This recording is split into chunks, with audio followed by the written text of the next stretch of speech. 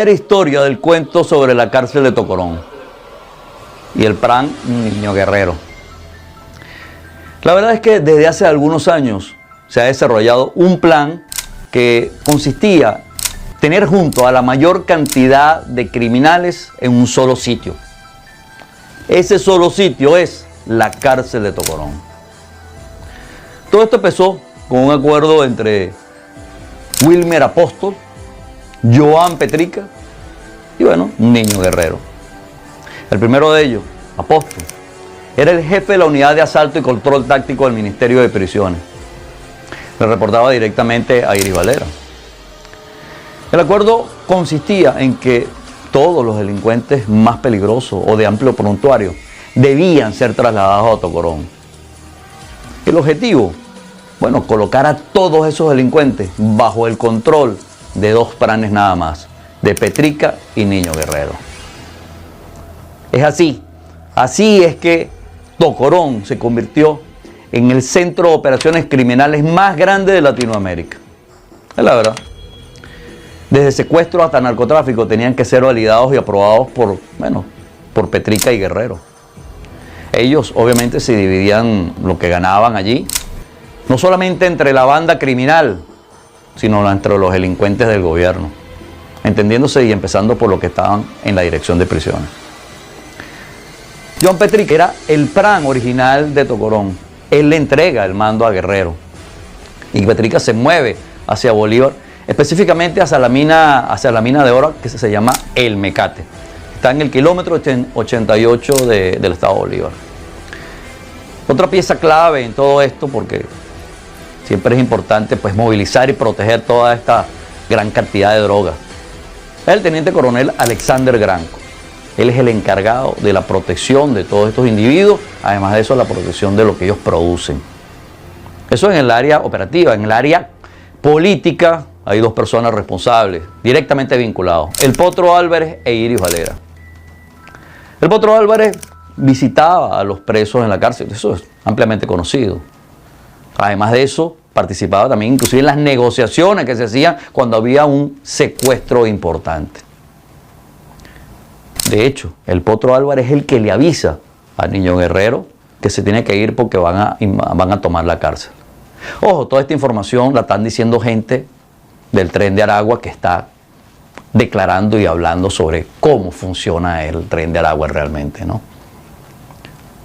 El Tren de Aragua tiene un centro de acopio extremadamente importante, el más grande de ellos. Está en la Alta Guajira de Colombia.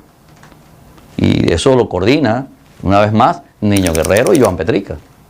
Pero tienen unos socios que llaman los Maracuchos. Obviamente están en la frontera con el estado Zulia. También tuvieron una mucha participación con alguien que ya no los acompaña, gracias a Dios, en este mundo.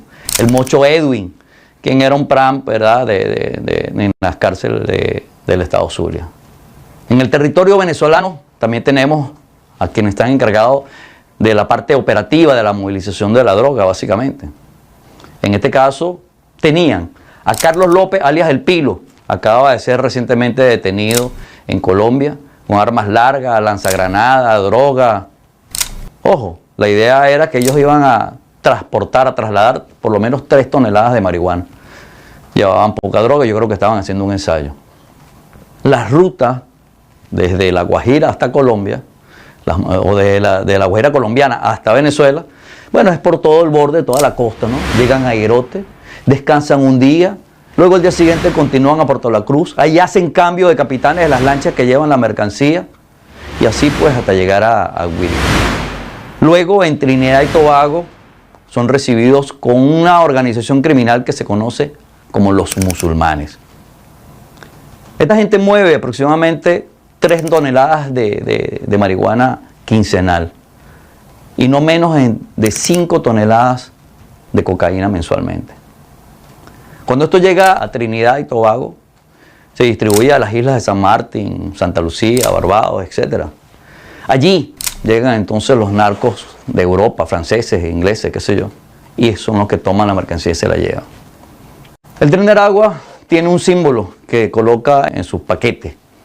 Es un oro, un lingote de oro, o algo que simboliza el oro. Y no tiene nada que ver con las marcas, pues, que tiene que ver con los soles, con el cartel de los soles. Esto es otra operación. Y todas estas operaciones también están protegidas, nuevamente, insisto, por Gran Arteaga.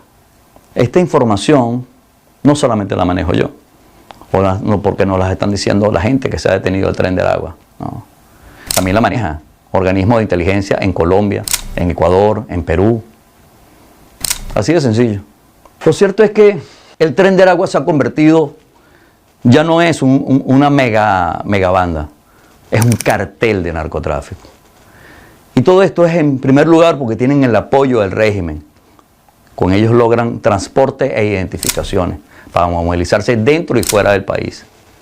Tienen versatilidad, un abanico de actividades criminales que le permite operar en sociedad con otras organizaciones criminales.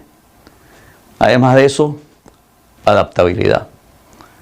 Hacen una fase de inteligencia y saben cómo involucrarse en la sociedad, en los grupos criminales o en otros países para poder operar.